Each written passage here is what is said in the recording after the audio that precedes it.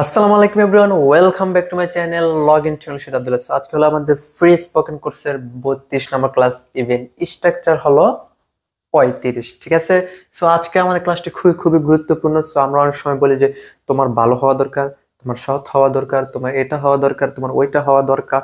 So আমরা যে এগুলো বলি, তোমার শিক্ষক হওয়া দরকার, তোমার ডাক্তার হওয়া দরকার, তোমার ভালো হওয়া দরকার, তোমার সৎ হওয়া দরকার, যে এগুলো বলি না, যে এগুলো আমরা কেউ বলবো। সো এটা বলার জন্য একটা সিম্পল স্ট্রাকচার হলো নিড টু বি, ঠিক আছে। নিড টু বি মানে কি, হওয়া দরকার বা প্রয়োজন, ঠিক আছে। বললাম যে তোমার সৎ হওয়া প্রয়োজন, ঠিক আছে, তোমার সৎ হওয়া দরকার, ঠিক আছে, অসৎ হইও না। You need to be. তো সৎ এর ইংরেজি কি? সৎ এর ইংরেজি হলো অনেস্ট, HONEST, অনেস্ট। তোমার সৎ হওয়া দরকার। বললাম যে তোমার ভালো হওয়া দরকার, তুমি খারাপ, তোমার ভালো হওয়া দরকার দ্রুত, তাহলে কি? ইউ নিড টু বি ভালো ইংরেজি কি? গুড।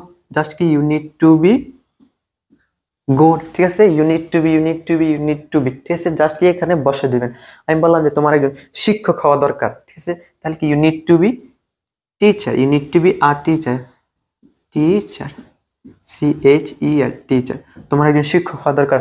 বললাম যে তোমার একজন ডক্টর হওয়া দরকার, তাহলে কি you need to be a doctor, DOCTOR, doctor.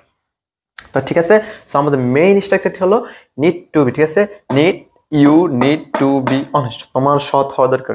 You need to be good, তোমার ভালো হওয়া দরকার। You need to be teacher, তোমার একজন শিক্ষক হওয়া দরকার। You need to be doctor, তোমার একজন ডক্টর হওয়া দরকার।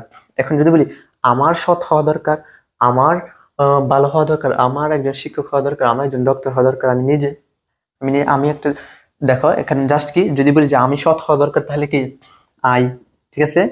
এখানে জাস্ট আই ব্যবহার করবো, ইউ বাদ, ঠিক আছে, ইউ বাদ, এখানে আই, ঠিক আছে। I need to be good, আমার ভালো হওয়া দরকার। যদি বলি যে সে ভালো হওয়া দরকার, তাহলে কি হি, ঠিক আছে, হি নিড টু বি আর টিচার, এখানে একটা এস হবে, কারণ থার্ড পার্সন সিঙ্গুলার, বাবার সাথে আসবে ইউ, ঠিক আছে। বললাম যে তাদেরকে, তাদেরকে ডক্টর হতে হবে, তাদেরকে ভালো হতে হবে, তাহলে কি দে, ঠিক আছে, THEY, দে, ঠিক আছে। So, এবার সাবজেক্ট চেঞ্জ করে, এভাবে নাউন গুলো চেঞ্জ করে, অ্যাডজেক্টিভ গুলো চেঞ্জ করে আপনি হাজার হাজার বাক্য তৈরি করতে পারেন। সো ক্লাসটি কেমন লাগলো? আজকে ক্লাসটি এতটুকুই, দেখা হবে নেক্সট ক্লাসে। তো ক্লাসটি কেমন অবশ্যই কমেন্টে জানাবেন, লাইক কমেন্ট শেয়ার করবেন, আর বন্ধুদেরকে জানাবেন, আত্মীয় স্বজনদেরকে জানাবেন, যারা ইংলিশ শিখতে চায় তাদেরকে জানাবেন, যাতে সহজ ইংলিশ শিখতে পারে। আর অবশ্যই চ্যানেলটি সাবস্ক্রাইব করে পাশে থাকবেন। সো ওকে, আল্লাহ হাফেজ, আসসালামু আলাইকুম।